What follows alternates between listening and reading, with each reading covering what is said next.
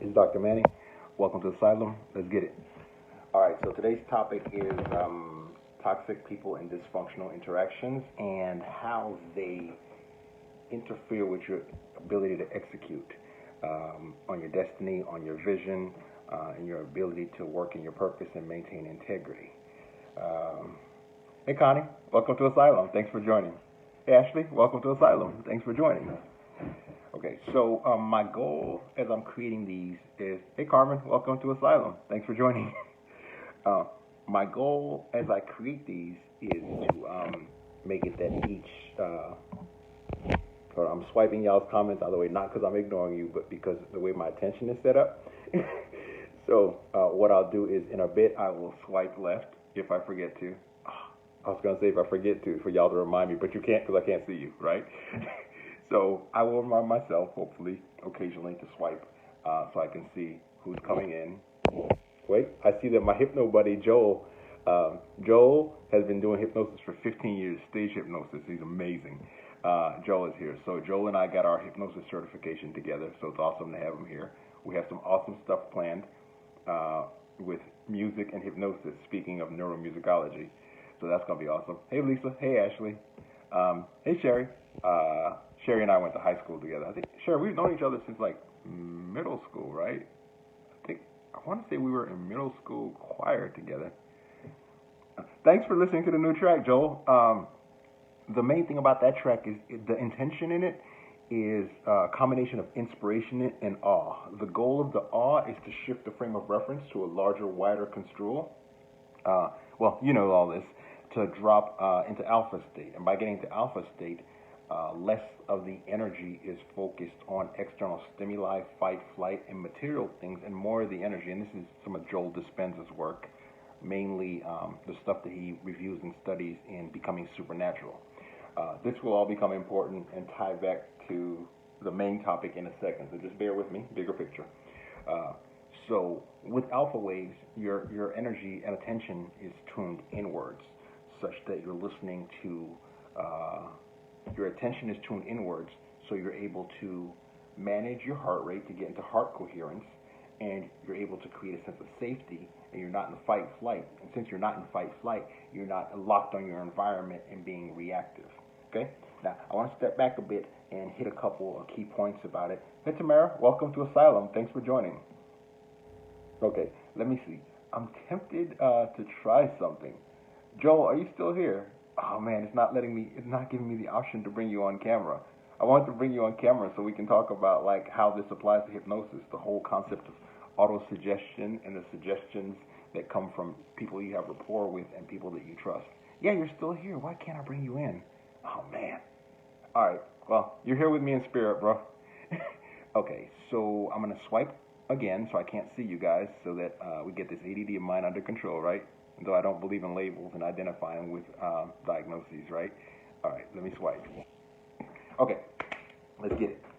Okay, so basically your brain works on these constant loops, and the loops are fractal, as in they're embedded in each other, like nested Russian dolls. You're running some sort of thought loop at all times. Some loops are shorter construal. When you're scared, the loops are super narrow, because it's like, oh shit, what do I do now? What do I do now? What do I do now? What do I do now? As opposed to, as you calm down, those same cycles happen, but because of the sense of certainty, a sense of control, and a sense of self-efficacy, the loops run over wider periods of time. Your relationship with time changes when you're not in fight-flight, because you're able to say, okay, you'll be able to say to a friend or someone with a sense of integrity, hey, I want to see you on Friday.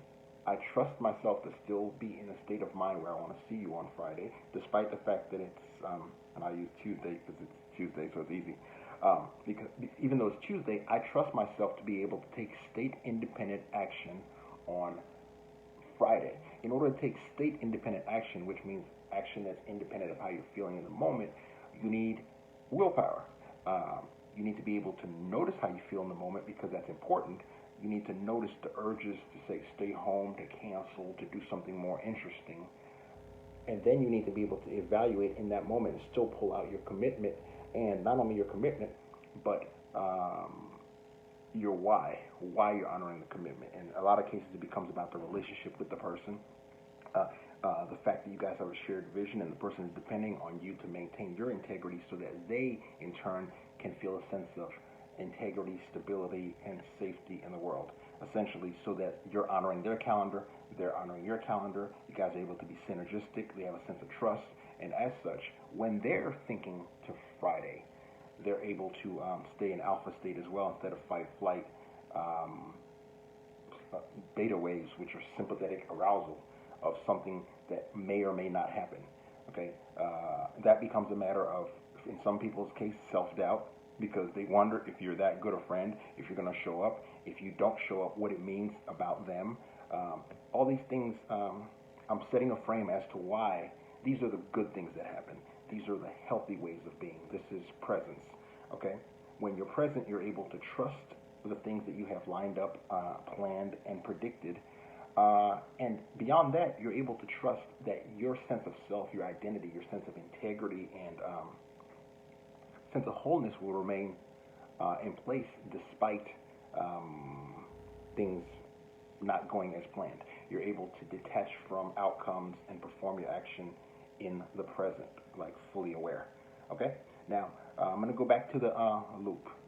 I want to go back to the thought loop, because essentially the way we experience our conscious thoughts is most of the day your unconscious mind, your habit system, your mindless self is running stuff.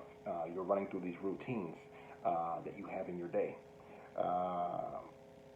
You don't need to do much thought for those. You have the opportunity to stay present in the moment. By staying present in the moment, you're not caught up in the past. You're not beating yourself up about your old self. You're not feeling stuck. You're not feeling incapable or incapable. You're not feeling like trapped and unable to change. You're also not caught in the future. And as such, you're not either in a worry state, which feels bad, where you're not able to plan and your engine is revving because you're like, oh God, I'm not going to be able to do it. And then so you pop back into those beta waves, that higher frequency, that fight, flight, sympathetic cortisol beta frequency. Another state of not being present is when you're future casting, when you're imagining an outcome and it looks good, but you stay in it because either the present is too painful, so you don't, for you, and you don't want to face it, and so you sort of defend your ego by staying in the ego narration of what it's gonna be like instead of what it is now. If you watch some of my earlier videos, you've heard me discuss that it's important to have the energy in place to be able to hold two thoughts in mind. We can't do that when our working memory, which is our experience, where we store our experience of consciousness.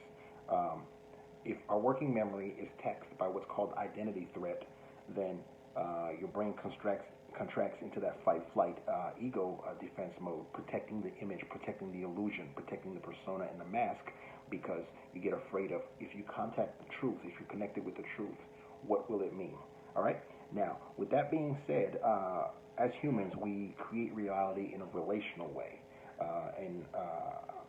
And whether it's relating to yourself with positive self-talk, auto-suggestion, spending time in the mirror, gestures of self-love, choosing to identify with and surround yourself with tribes of people who reflect your truth as opposed to reflecting the illusion that you want to put out there. People who don't need your mask, people who love you as your authentic self.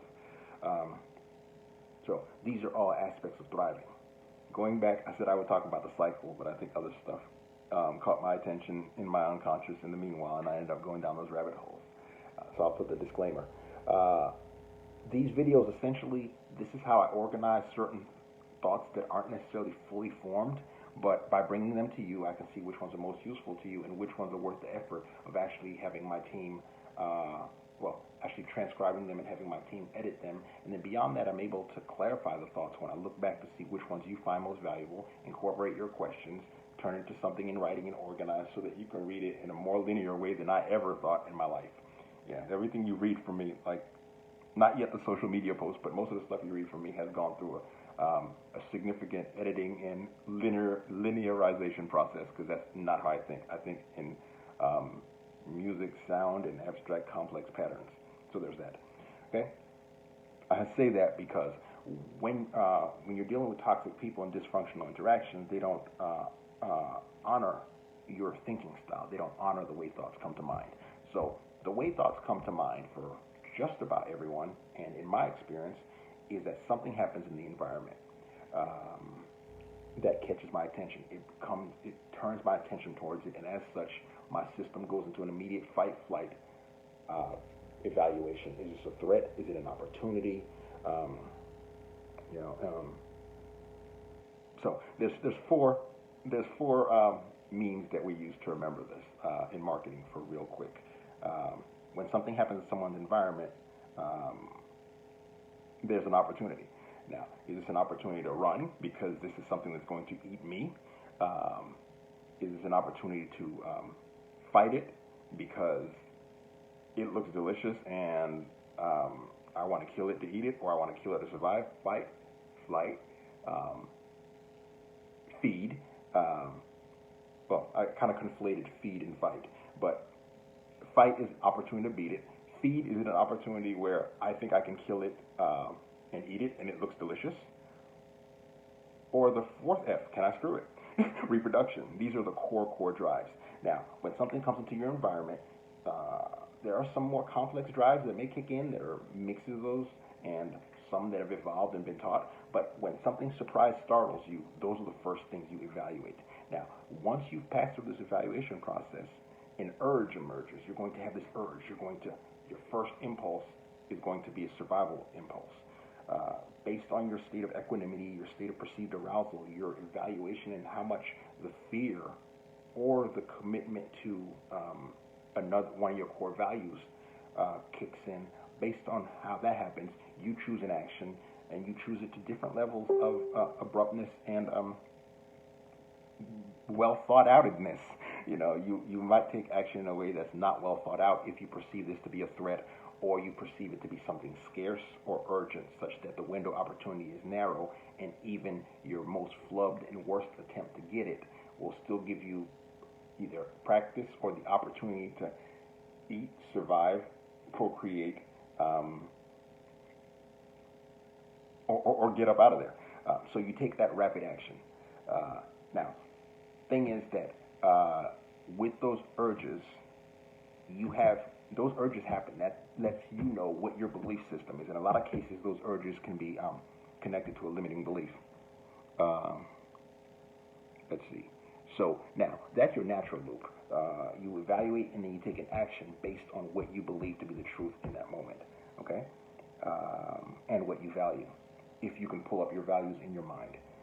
What interferes with your ability to pull up those values in your mind is either internal negative self-talk, which is the product of prior dysfunctional interactions, or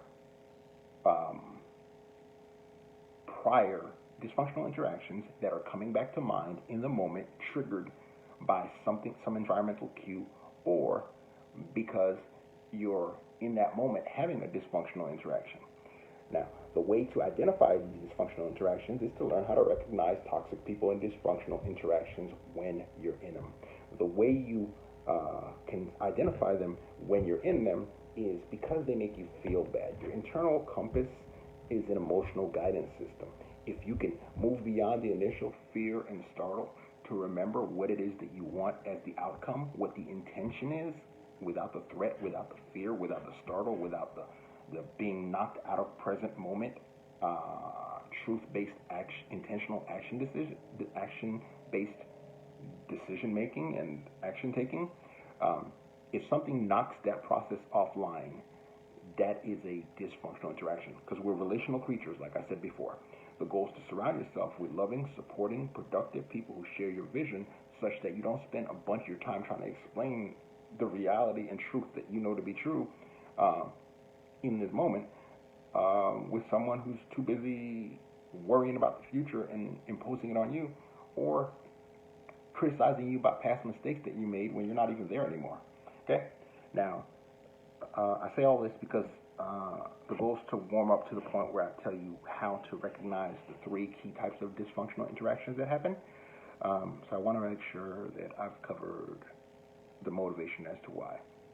Yeah, okay. So what I want to do is I want to go back to talking about the thought loop, just to make sure that I've kind of talked about the details. Now, this thought loop, based on your confidence in that moment as to what is the truth, and the confidence of what you want, your desired outcome, and your perception that you'll be able to overcome the obstacles as you understand them between where you are and what you want. If you believe you have enough fuel to achieve point B, then you're confident, you're intrinsically motivated, you have a sense of self-efficacy, you have the vision is super clear in your mind, and as such, you're able to spot relevant material cues in the environment so that you can take the next action and the next action. That's how you go into flow state, which is a peak performance state. Again, you drop into that alpha where you're responding to reality, and the dangers that are there become opportunities instead of threats, because each danger is a chance for you to make a decision to demonstrate your courage, to show yourself by choosing to act on it what things are most valuable to you, which eventually ends up being the adversity that leads to the character development. Okay? You are less effective at developing character in toxic environments and dysfunctional interactions. The purpose of dysfunctional interactions is for you in the moment to notice that you feel bad and to use the one skill that we as animals have that plants don't have so much. Get up out of there. Move. Okay? It takes a certain amount of self-efficacy in the moment to realize it's not me, it's the environment, and I need to get clear on who I am without this toxic stuff happening, without these dysfunctional interactions and making me feel inefficacious. Okay? Make sure I've gone through the ideas instead of a framework. Okay.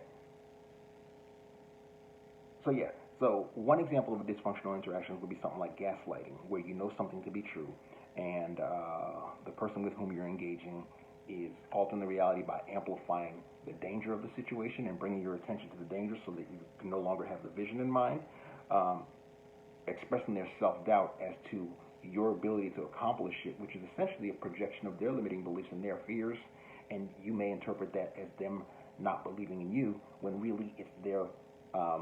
Often I like to remind folks that inconceivable doesn't mean impossible, and as such, just because someone else can't imagine it and they've been defeated in how they pursued it, doesn't mean that you can't do it. Okay?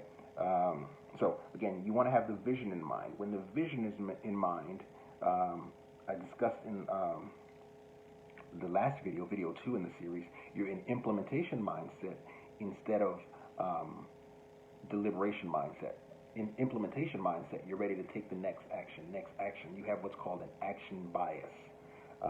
You see each opportunity as not a moment to go into fight, flight, freeze, faint, but to go into what's called tend and befriend, to take care of your health, to nurture yourself, to love yourself, and to take action that, although it's challenging and difficult, becomes a gesture of self-love, because in hindsight, your what they call your remembering self will remember the experience as part of what defines you.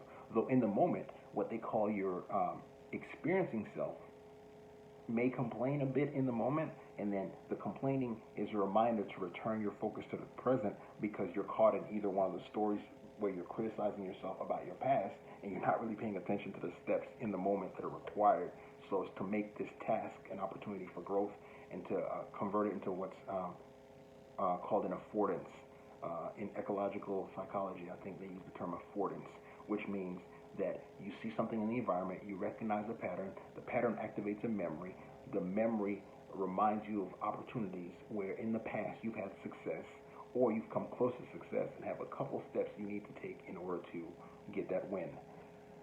None of that stuff happens if someone is constraining your working memory by knocking you into beta so that you're running these fast loops and all your energy is being drained. Okay? I think that's enough information for that. Anything else will end up in writing. When I go back and I read the transcript for this, I'll be like, oh, I meant to tell them this. Or the next video I do in the series, I'll bring up and go back and fill in the holes after I've thought through this. Okay? So the technique that's been most effective to recognizing when you are, well, most effective for me, to recognizing when you are in dysfunctional interactions and in toxic relationships is the drama triangle. You recognize the drama triangle by, you use the drama triangle by recognizing how you are behaving in the moment. Now,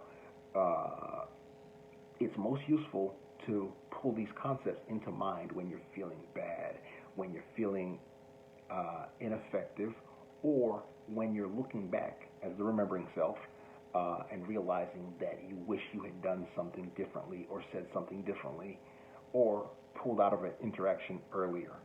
But you in the moment, you might have some short-term pleasure, whether it's telling someone 2 extra phrases that you really need to get out, and then realizing that maybe you're married to this person, and you have to, for the rest of their lives, when they look at you, they will remember that you said that phrase.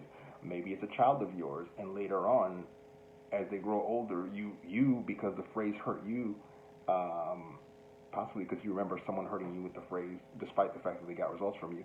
When the phrase is not in alignment with your values in that moment, when you look back, you kind of beat yourself up, and you get into that decreasing your self-esteem and your sense of self-efficacy.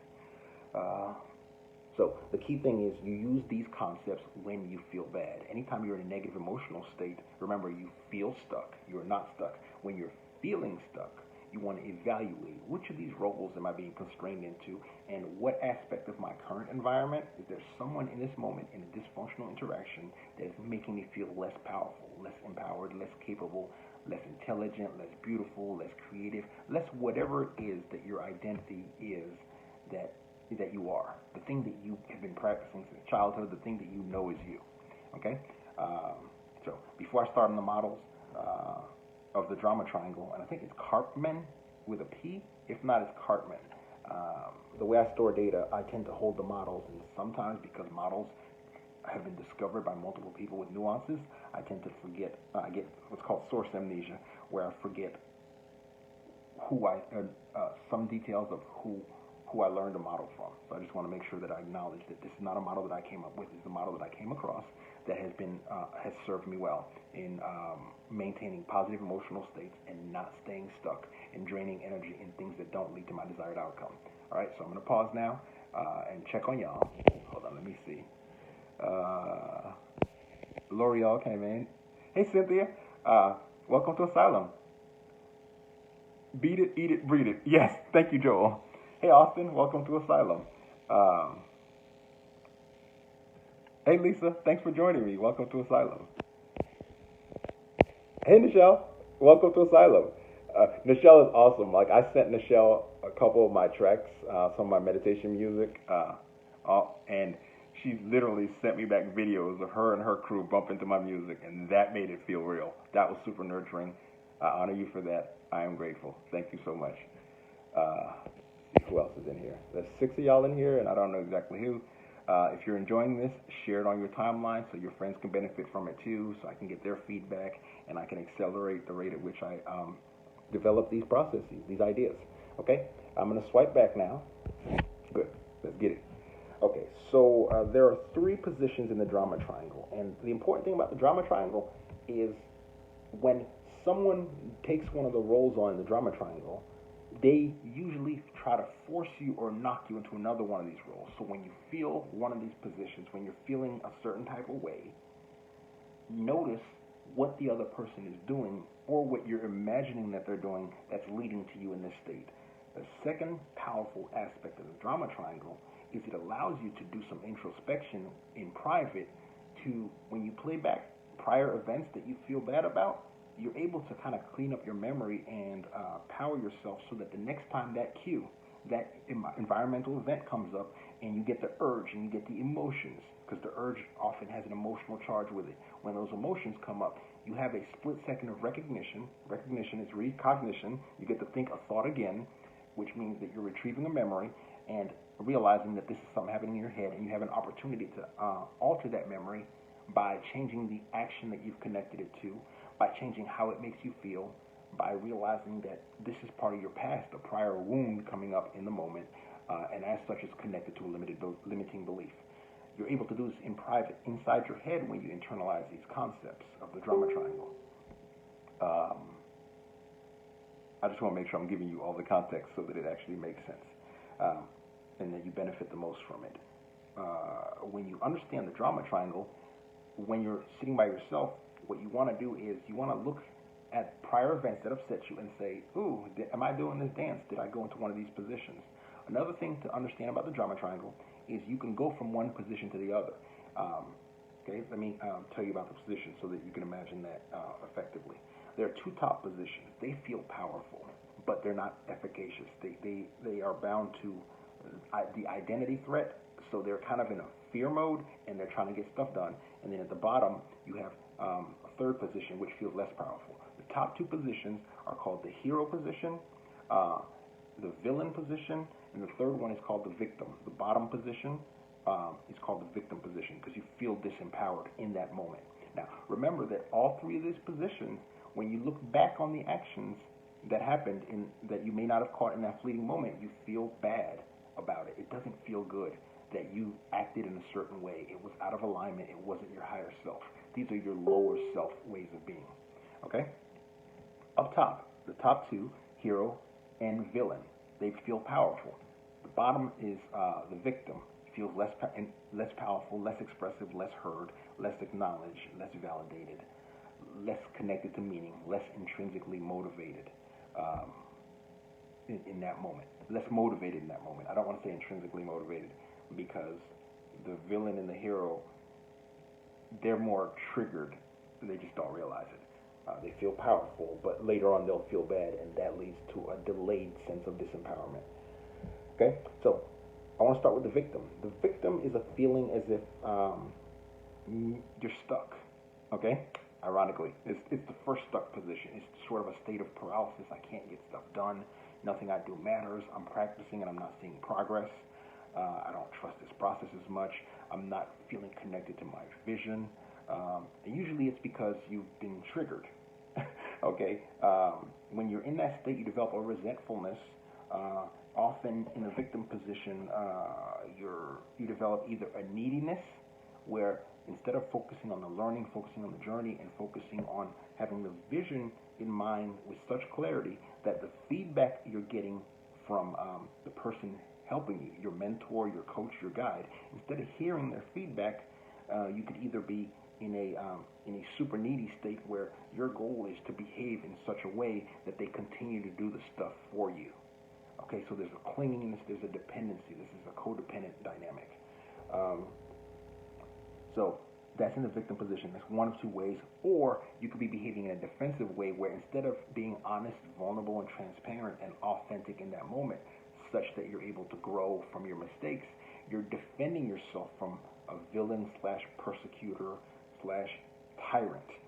And I'll talk more about that in a second. Okay?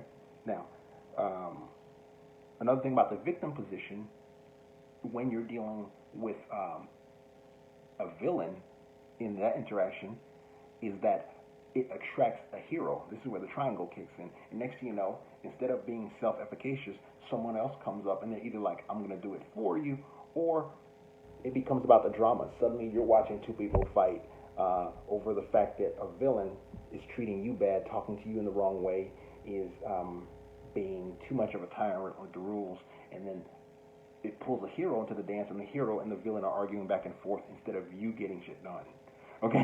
So this is about information exchange and allocation of energy. You're wasting time. You're not on your path to your vision. Instead, you're stuck in this stuff where at the end of it, you walk away from that situation feeling as if you can't do for yourself. You haven't learned anything new other than how to watch two people argue and get nowhere. Okay? Now, from the victim position, often it's uncomfortable. There's a sadness, there's a sense of grief, a sense of disempowerment, a sense of loss. So we often want to ricochet out of that and get a sense of being powerful.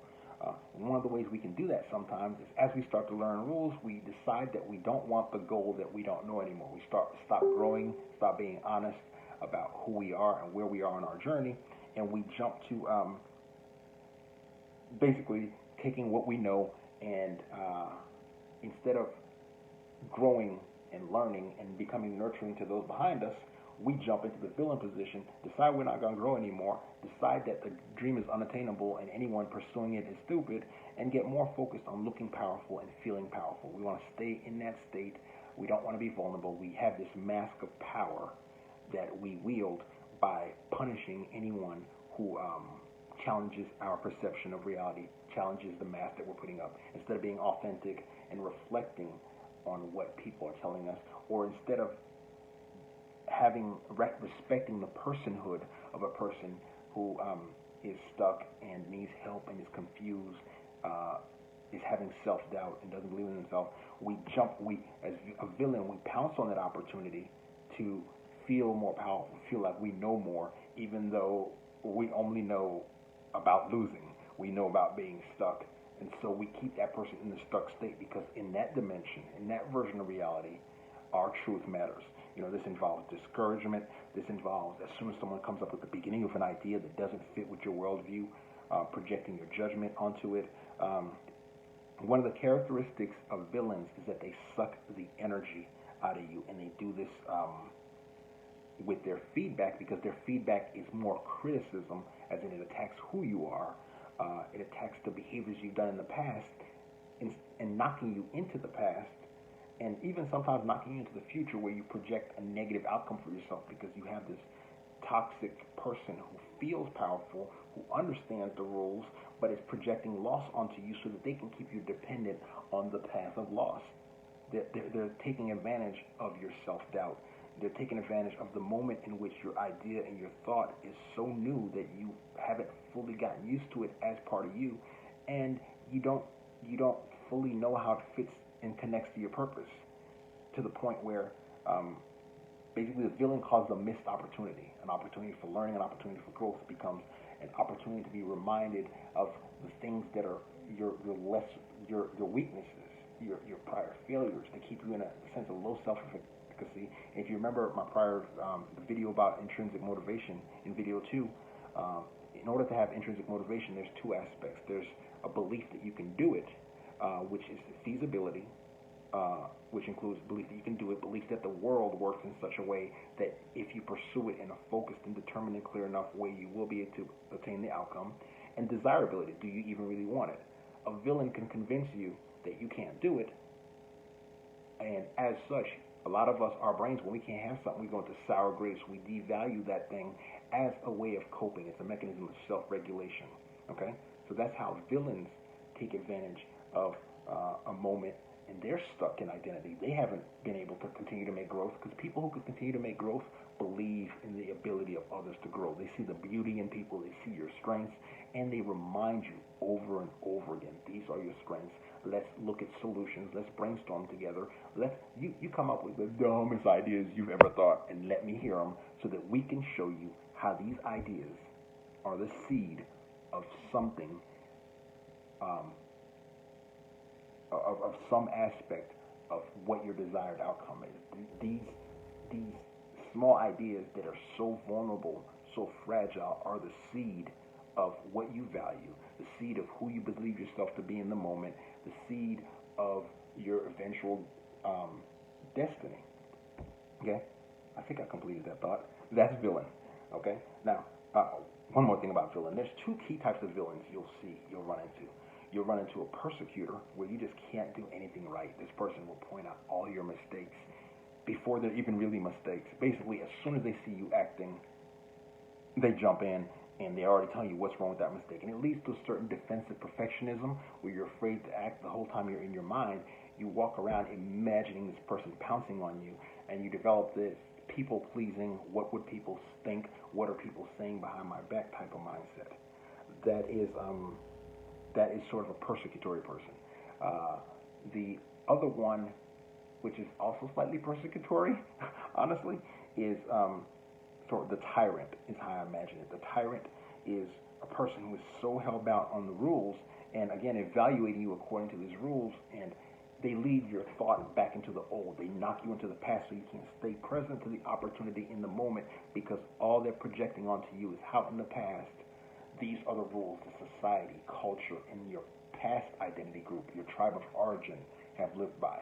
This creates a sense of threat on who am I, because you feel in your imagination that you're running the risk of being not only devalued, but being ousted from your tribe. And in our subconscious software, being ousted from your tribe meant starvation. It meant being eaten by saber wolf tigers. Is that right?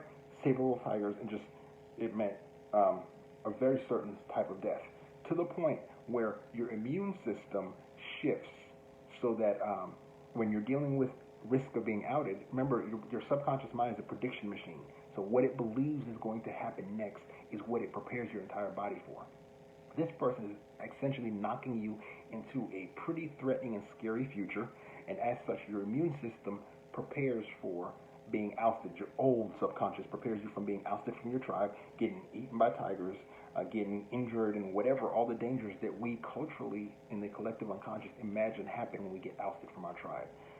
As a result of that, you get immunological profile that's more bacteria, more feeling isolated, feeling it takes you to an immunological state that happens to involve a sense of withdrawal, a sense of shame, high cortisol.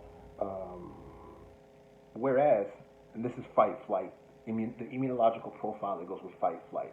I'm about to fight. I need my immune system to be ready so I don't catch an infection from this fool. I'm about to be kicked out of the tribe. I'm about to, not only am I going to have to whoop someone's butt and possibly lose and drop in social status and be kicked out of the tribe because I'm less valuable, even if I do get to stay in the tribe, I'll probably be getting less good food, less good choice of mating opportunity, and so on and so on. So your immune system kicks in that moment. The other immune profile, if you're not being triggered, is the tendon friend profile, where your body prepares for a viral attack. Now, what's neat about this is when your body prepares for a viral attack, it's in that tendon befriend mode instead of fight flight that I mentioned, because your body is imagining that you're going to be surrounded by people who you love, but they're going to have germs. They're going to have viruses and stuff. So they're going to be coughing and stuff. Not everyone washes their hands and so on.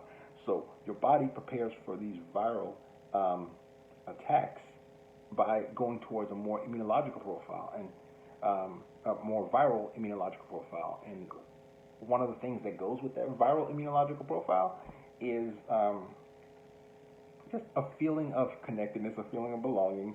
Now, there are some viruses that does not go with, but keep in mind that viruses have evolved to spread in a very specific way in an environment where people are close together, and so we've co-evolved to when people are close together, be better for viruses, but not let it, most viral illnesses, I can't even say that because that doesn't feel scientifically right, but in my mind, in this model, your viral illnesses, when you have an immunological viral profile, you're going to clear up the stuff inside you and kill the bacteria, but you're going to do it in a way where you want to stay engaged with folks, and just there's less of a shame profile in it in my mental model.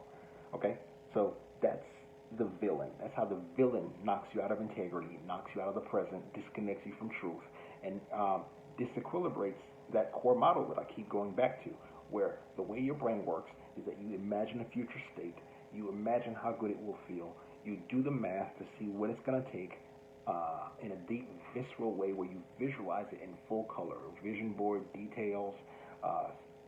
Some of the latest studies, some of the latest stuff that I've been reading points out that it's not enough to just have the vision board. When you glance at the vision board, you want to turn and activate your imagination such that you're seeing yourself. It's important to see yourself in the vision, walking through the vision. Okay? Now, what happens when we're attacked is that we hop out of ourselves, we dissociate, because we see the story, we try to see the story from the other person's point of view. And this is, in some cases, it becomes identifying with the aggressor, where you're like, what am I doing wrong? What's wrong with me? What is it that I'm presenting that's causing me to be attacked? And if it's not just a dysfunctional interaction in the moment, but a toxic person, you develop that, why do I keep attracting this kind of person in my life? Why am I stuck in this pattern? And often, if you don't have the insight to realize it's a pattern, you mistake it and make the inference, why are people this way? You know, and then a lot of times in society, they push the mythology about rich people being selfish, a shortage of men, a shortage of physicians. These shortage scarcity models that they push out cause you to quickly assume that the person in front of you is the only person type that is out there, that you need to hurry, you need to allow people to continue to treat you in a way that doesn't feel good, because there are not that many other people out there who will be willing to love, nurture, support you. Okay? That's the villain. I think I pretty much covered that in enough detail where I feel cognitive closure. Outstanding.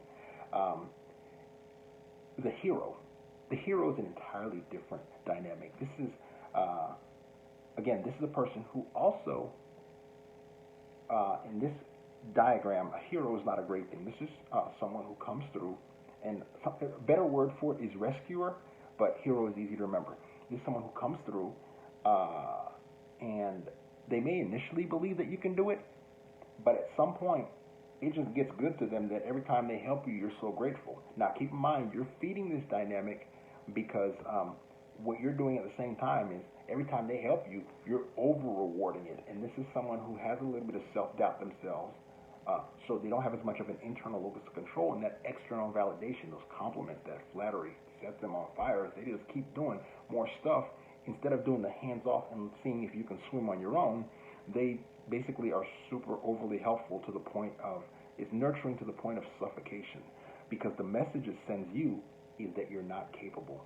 You need this person to continue the journey. And here's what's less productive about it. Even if this person is moving forward in their journey, they're moving forward with sort of this lower self-efficacy energy. And as such, even if they have mentors and coaches and a support system, they have that suffocating, overly nurturing dynamic of codependency in their entire tribe. Okay? And if you're in it and you're feeding into it on your journey, one day you will look up and realize that you followed a tribe into a certain conformity and complacency that at one point felt good. You were enjoying the cookies, but at some point you decide that you should have been you wake up and realize you should have been on a low-carb diet. Okay? So the thing with the hero dynamic is that it keeps you stuck because you don't get to fail. You don't get to fail, and if you don't get to fail like a lot all day, you don't learn the cues that you're wandering off your true path. You with an internal compass, you practice and you practice and you practice and you practice every day, every moment. When a cue comes up, it's an opportunity to practice. When a cue comes up and it's an opportunity to run and call someone, you're fostering a codependency that leads to you eventually not unfolding to your full potential. The reason it works that way, the reason a person gets pulled into that dynamic is if they've gotten to the point in which they're less task focused, they too feel a sense of stuckness, then the rush of value-based decision making, the rush of anticipating the sense of achievement that comes with each accomplishment is not as rewarding for them. And as such, they develop what's called incentive salience. If you Google incentive salience, you'll find that it's associated heavily with different types of addictions. In this case, it's an addiction that we're going to call a codependency. You get addicted to the emotions that this person triggers in you. And even if you walk away from that person, there's a high probability that you will continue to fall into the pattern and look for surface cues in the next interaction that this is going to be another super nurturing person. Now, where the growth comes into play is that when you commit to growth, you develop the ability to create non-codependent interactions where you're communicating with the person in such a way that you're able to get the information from them without them damaging your self-worth. And I've mentioned this in a prior video, but we're moving from a position of there's two types of feedback. This is a rough cut. There's always subcategories of all these different things but for now, for rough cuts, there are two types of feedback you need to be attentive to. There's evaluative feedback and descriptive feedback. Evaluative feedback conflates the task with your identity. Evaluative feedback is where someone tells you that you did the task well, and then they slip in suggestions that you are a good person as a result of doing the task well. Okay? In the mindset literature, it knocks you into a fixed mindset. This is when you tell someone they're smart when they do well, as opposed to when you tell them that you admire the effort they put in and acknowledge that this was a challenging task, so that they continue to focus on being purpose, value, decision, and action-based. They start to believe that life is more about doing and presenting this mask than it is about being and discovering and acting on your inspiration, your urges, and your true self. Okay? So this is where you'll often hear people talking about separating from ego, disconnecting from ego, and listening to your intuition, an urge comes up, and the urge, before it's in your conscious mind, it doesn't have either of those words attached to it. Those concepts haven't been activated yet. It's when you decide in the moment that something feels bad or good, to the point where it's either a pleasure or pain that keeps you bound to the circumstance, bound to the outside environment. That's the point at which an urge becomes a manifestation of your intuition, because you pull back what you believe. You pull back an opportunity based on, you pull back an action chain, an intentional set of actions, and you take action based on what you've told yourself is either what you will do in this situation, or if it's an absolute new situation, you can't think of any similar situations, your brain is coming up blank, you make a choice based on your values, what is most important. And those values don't collapse into being ego defense. As such, you don't fall for the ego narrative. You don't start telling yourself a story that gives you permission to either drop into the victim position or to pop up into the villain position and develop the cynical, negative life view with the belief that you're stuck. And also, you don't tell yourself stories that lead to you popping into the hero position, where you start looking for other people who are equally stuck and feeding them all kind of feel-good information, knowing that you haven't achieved the thing that you're telling them about. You just know how to feel good stuck in that state. That's the suffocating, codependent nurturing. And so you end up building a tribe that is stuck with you, and you can build a business that way. You can make money that way. A lot of your cults and sub-religions and even brands for products that aren't really effective work just like that. So I know what I did. I went down a rabbit hole, and I did not discuss the two branches of, I didn't thoroughly discuss the two branches of feedback. So I mentioned the evaluative feedback. Evaluative feedback conflates the task with your identity, shifts your attention and thus your energy onto identity defense, into looking like you're doing it right, as opposed to into focusing on the task, and as such, asking yourself in a more, when you focus on a task, your energy goes into that representation in your mind. That's focus. That's clarity. So you don't have this, you're not activating an idea of threat and a fear at the same time as you're activating your values, your desired outcome, and the feeling of love and attraction. Okay? I know that sounds super abstract, and y'all know I like formulas and models and math. So if you want to geek out and know the math under all of this, I got you. The models we can use are Karl Friston has a free energy model. He calls it active inference model of consciousness, which breaks all this down, where if you could find someone you can trust who is doing something that you want to do, your brain allows you to go into a hyper imitation mode. You can do downloads from the universe, is what some people say, where you model what the person in front of you is doing with full trust. You can't do that with evaluative feedback, because part of modeling the person's mind to get that information involves modeling how they see you and how they perceive you. And if someone is giving you evaluative feedback, part of the full model of their mind involves insults to you, and involves a model of you, a reflection of you, in which you are incapable of getting the desired outcome. So basically, modeling that person's mind gets you stuck when their feedback is evaluative instead of descriptive. Now, descriptive feedback is specific. I've talked about this before, but it's worth repeating. Descriptive feedback means if I come to you and I say, and I'm lost, and I say, I'm trying to get to New York, and I'm heading north, and I'm in Canada, or somewhere between the two, but heading north in the wrong direction. Descriptive feedback is like, hey, what I've had success with when I got to New York is I took this road. It took me about this number of hours. Actually, I made the same mistake. That's why you see me with a house here, because the last time I got lost and ended up here, I had a moment of serendipity and realized I liked it here. But that's not where you want to be, stuck here, if your goal in the moment is to get to New York. You get to New York that way. It was a pleasure meeting you. I wish you the best of luck. Okay? Descriptive feedback can be something as simple as change your angle, focus on something different, change your attitude, get more rest. And by change your attitude, I don't mean insulting your attitude, but pointing out to you, my coach says from a place of love as opposed to from a place of fear. I have positive emotions about you. I feel good about you. I see the specific mistake you're making. I've made it too.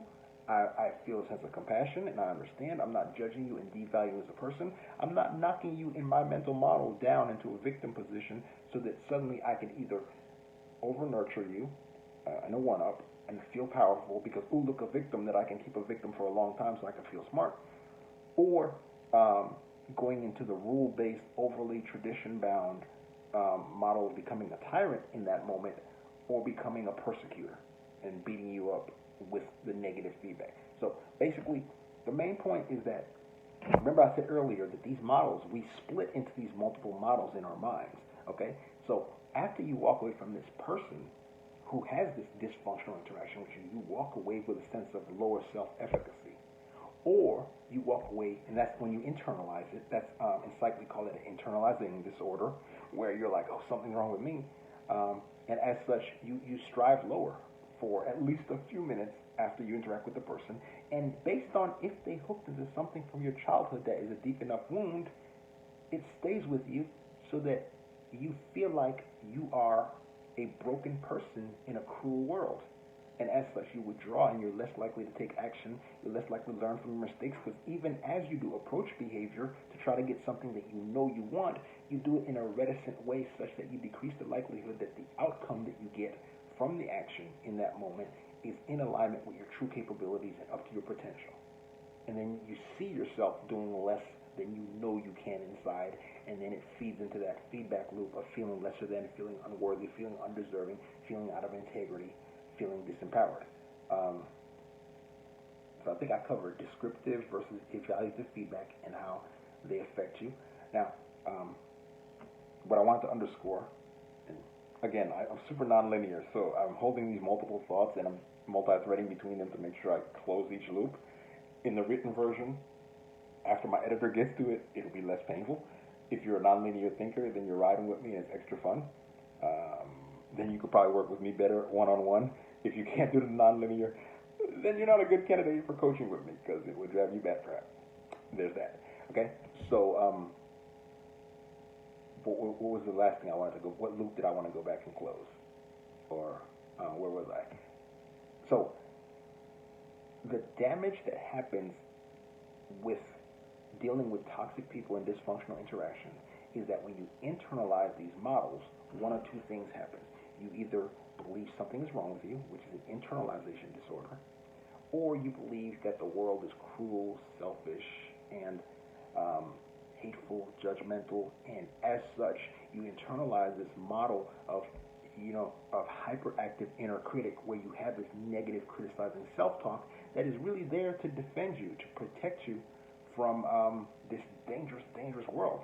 And it's running all the time, and that goes back, knocks you to this beta state where your higher frequency loops with a focus on the outside world, danger, scanning the environment for danger, never getting the opportunity, or at least less frequently getting the opportunity to shift your system into a parasympathetic, relaxed, present, truth-focused mode, where you're doing the introspection. Who am I really? What are the things that I want really? What are the steps that I believe will lead to it? What are the dangers that I believe exist between here and my win and my destiny? Because they're my dangers. I can either stop here, freeze in life, and live a half-assed life, or face these fears and use these fears as a sign that, as an opportunity to develop character and courage. So distraction from your goal leads to you having a bunch of these threat-based and, frankly, irrelevant ideas. It leads to what they call accumulating enough stress to get an executive dysfunction. Is it executive dysfunction? Stress-induced executive dysfunction is the word they're using out in the world now. So it's another way of saying you're stuck.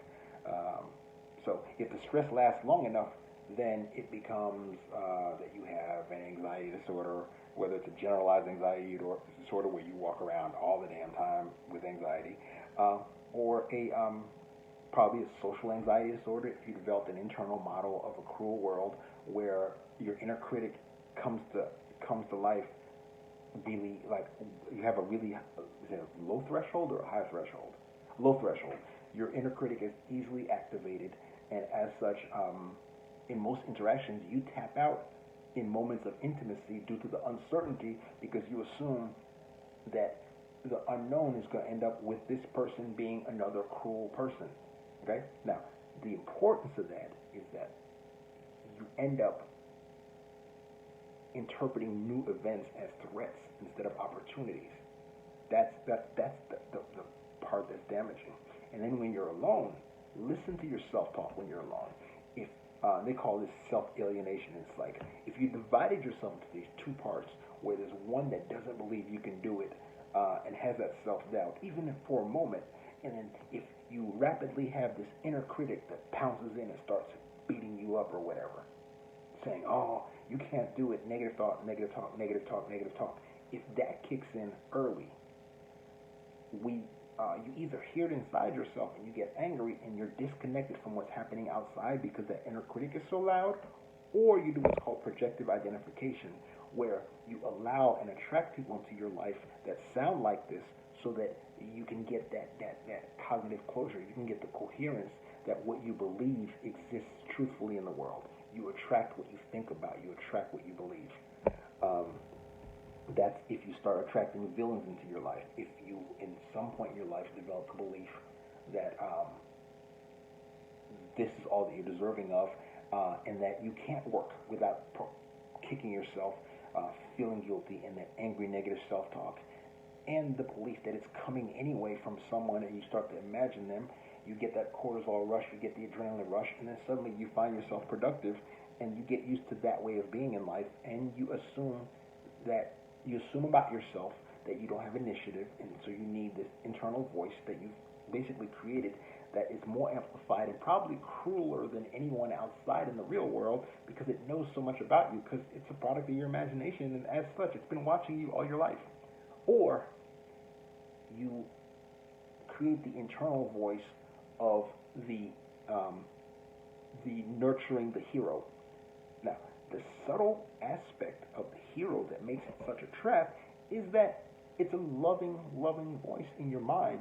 But if you dig into it, behind it, you're revealing a limiting belief that you can't accomplish this destiny. So I'm gonna love you all broken and stay here with me and it's safe.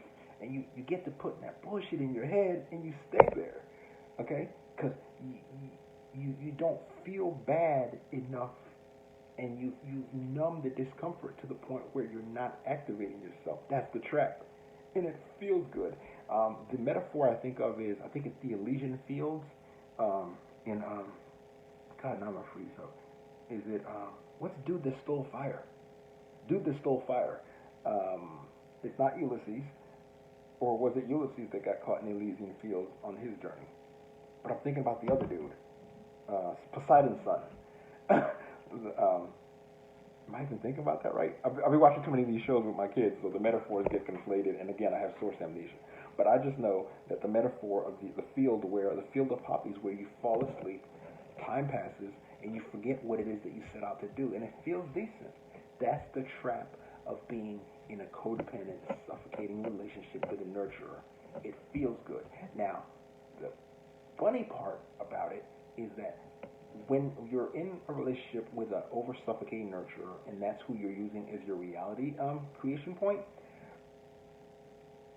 when you try to get independent, that's when you see the toxic aspect of it, because suddenly now this person, instead of acknowledging that you're now on your own path and you may need different mentors, new coaches, new approaches, they decide it's time to knock you down a notch back into victim position, because they need you in that victim position because they need you to stick around. This happens a lot in the coaching industry because we gravitate towards coaches that remind us of people from our past because it gives us that feeling that this is a safe place, despite the fact that if you had a dysfunctional upbringing, you conflate love and guilt, love and shame, and you seek people who kind of lift you up on the surface but do subliminal shit to knock you down.